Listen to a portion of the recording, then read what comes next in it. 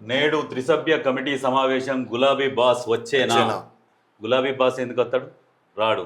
అసెంబ్లీకే రాకపోయా, ఇక సెక్రటరియట్కి వస్తాడు. State chief information కమిషనర్తో పాటు సహచర కమిషనర్ల నియామకాలను పూర్తి చేసేందుకు ఇవాళ త్రిసభ్య కమిటీ భేటీ కానుంది. ఈ మేరకు సచివాలయంలో మధ్యాహ్నం 1 గంటకు ఇప్పటికే అధికారులు షెడ్యూల్ కూడా ఫిక్స్ చేశారు. స్టేట్ ఇన్ఫర్మేషన్ కమిషన్ గడువు గత ఏడాది ఫిబ్రవరి చివరి వారంలో పూర్తయింది. కానీ ఇప్పటికే కొత్త కమిషన్ బాధ్యతలు స్వీకరించాల్సి ఉన్న నియామకంపై పాలనపరమైన సమస్యలు నెలకొనడంతో ఆ ప్రక్రియ వాయిదా వేస్తున్నారు. కొత్త కమిషన్ నియామకంలో జాప్యంపై ఇప్పటికే హైకోర్టులో పిటిషన్ దాఖలు కాగా అక్కడ విచారణ కూడా కొనసాగుతుంది. ఈ క్రమంలో తెలంగాణ సర్కార్ కొత్త కమిషన్ నియామకంపై ఫోకస్ పెట్టింది. ఈ మేరకు కాసేపట్లో సచివాలయం వేదికగా త్రిసభ్య కమిటీ భేటీ కానుంది. అయితే స్టేట్ ఇన్ఫర్మేషన్ చీఫ్ కమిషనర్తో పాటు సహచర కమిషనర్ల ఎంపికల కమిటీలో చైర్మన్గా సీఎం రేవంత్ రెడ్డి, సభ్యులుగా డిప్యూటీ సీఎం మల్లు భట్టి విక్రమార్క, ప్రధాన ప్రతిపక్ష నేత కేసీఆర్ ఉన్నారు. వారు ముగ్గురు సమావేశమై సిఎస్ శాంతికుమారి, ఇతర ఐఏఎస్ అధికారులు స్కూట్నీ చేసిన దరఖాస్తులో 7గురిని ఎంపిక చేయాల్సి ఉంటుంది. కానీ ఇక్కడే అసలు సమస్య వచ్చి పడింది. ఈ భేటీకి గులాబీ బాస్ హాజరవుతారా లేదా అనే సందిగ్ధం నెలకొన్నది. ఇప్పటికే కేసీఆర్ బడ్జెట్ సమావేశాల సందర్భంగా కేవలం గవర్నర్ ప్రసంగం రోజున మాత్రమే సభకు హాజరయ్యారు. ఆ తర్వాత మళ్ళీ అసెంబ్లీలో అడుగు పెట్టలేదు.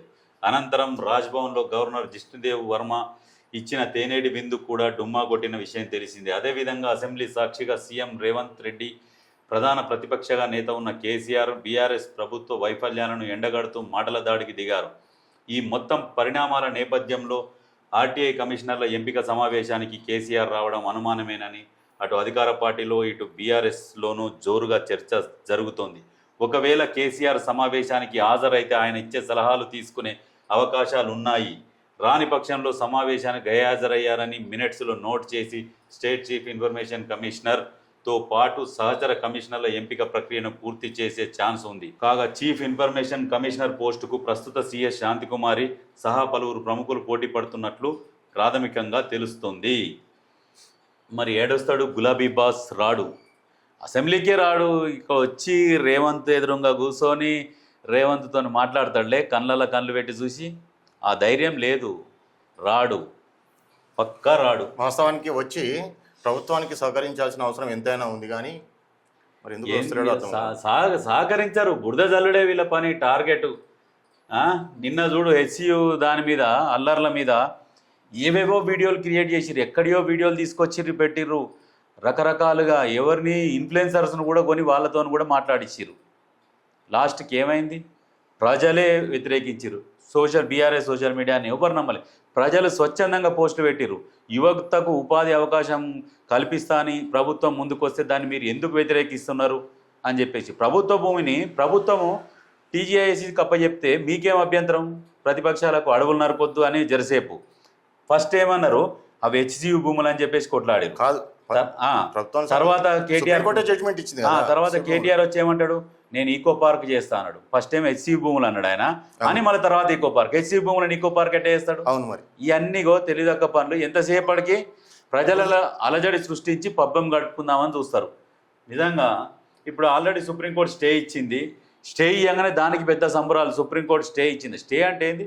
కొద్ది రోజుల వరకు ఆపమంటుంది. తర్వాత వీళ్ళు ఆల్రెడీ సుప్రీంకోర్టే చెప్పింది కదా ప్రభుత్వానిదే భూమి అని.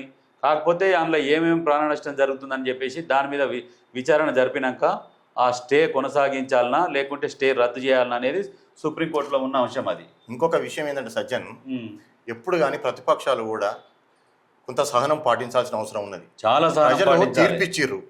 మీరు ప్రతిపక్షంలో ఉండండి, పాలక పక్షంలో వీళ్ళు ఉంటారు కాంగ్రెస్ వాళ్ళని తీర్పు ఇచ్చిర్రు. 5 సంవత్సరాలు ఖచ్చితంగా ఓపిక ఉండాల్సిందే. ఇప్పుడున్న అధికార పక్షానికి ఖచ్చితంగా ఈ ప్రతిపక్షాలు సలహాలు సూచనలు చేసి మంచి పాలన ప్రజలకు అందించడానికి సహాయపడాలి తప్ప ఎప్పుడు బుర్ర చల్లడం కానీ.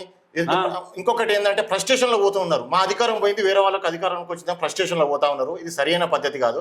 ప్రజల తీర్పును గౌరవించి ఖచ్చితంగా కూడా ప్రతిపక్షం సరైన సూచనలు ఇచ్చి ప్రభుత్వాన్ని నడిపించే విధంగా, ప్రజలకు మేలు చేయించే విధంగా ఉండాలి తప్ప ఎప్పుడు కానీ ఫ్రస్ట్రేషన్లో పోయి మాకు అధికారం లేదు, ఎప్పుడు బురద చల్దాము, ఉన్న ప్రభుత్వాన్ని ఇబ్బందులకు గురి చేద్దాం అన్నది అయితే సరైన పద్ధతి కాదు. ఇప్పుడు కాక అంటాడు, ఈయన కేటీఆర్ అంటాడు, మళ్ళా 3 ఏళ్ళ తర్వాత మేమే వస్తా అంటాం. ఏడికి వస్తావు? ఈయననేమో ఫామ్ హౌస్లో వంతాడు, నువ్వేమో ఏదో పిచ్చిలేసిన లెక్క ఉరుకొని తిరుగుతూ ఉంటావు. దేని మీద కరెక్ట్ లేనే లేవు. ఇప్పుడున్న రేవంత్ రెడ్డికి ఈయనకు తేడా చూస్తే ఎంత తేడా ఉన్నది? 18 గంటలు పని చేస్తున్నారు రోజు. ఈయన సంవత్సరానికి 18 గంటలు కూడా పని చేయకపోయేది. ఇప్పుడు సెక్రటేరియట్ ఇవాళ నువ్వు వాడ ఆక్సిజన్ కరువు అవుతుంది, మూగ జీవాలకు ఇబ్బంది కలుగుతుంది అని అంటున్నావు కదా. నీకు మూగ జీవాల మీద అంత ప్రేమ ఉండి, ప్రజల మీద అంత ప్రేమ ఉంటే మీ ఫామ్ హౌస్లు ఉన్నాయిగా జైరాబాద్ దగ్గర, ఇప్పుడు ఏంది గజ్వేల్ దగ్గర 440 ఎకరాల ఫామ్ హౌస్ ఉంది కదా, మరి అది ఇయ్యరాదు? అవన్నీ తీసుకొచ్చి అందులో వదిలిపెడదాం, జింకలని నెమలని అన్నిటినీ. ప్రజల సొమ్ము కొల్లగొట్టేగా సంపాదించింది, ప్రజల కోసం మరి త్యాగం చేయరాదు? మీ ఏం అన్నీ అట్లనే ఉండాలి, సంపాదించుకున్న మూట గదిలొద్దు, మళ్ళీ ఇంకా మూటకు మూట జమ కావాలి. దానికోసమే మీరు రాజకీయాలకు వస్తామని అనుకునేది ఏంటంటే ఎంతసేపటికి ప్రజల సొమ్ము కొల్లగొట్టాలి, మళ్ళా తినాలి, మూట కట్టుకోవాలి, కానీ ప్రజలకు సేవ చేస్తుంది కాదు. ఒక్కొక్కడు అంటాడు బీఆర్ఎస్ ప్రభుత్వంలో డెవలప్ అయింది అంటాడు. ఏం డెవలప్ అవుతుంది? ఇప్పుడు ముసలోళ్ళకు పింఛన్లు ఇచ్చి షాదీ ముబారకు, కళ్యాణ లక్ష్మికి ఇవి ఇచ్చినావు. ఏం పెద్దగా డెవలప్ అయింది? మిగులు బడ్జెట్ ఉన్న రాష్ట్రాన్ని అప్పుల దాంట్లోకి తీసుకుపోయినావు.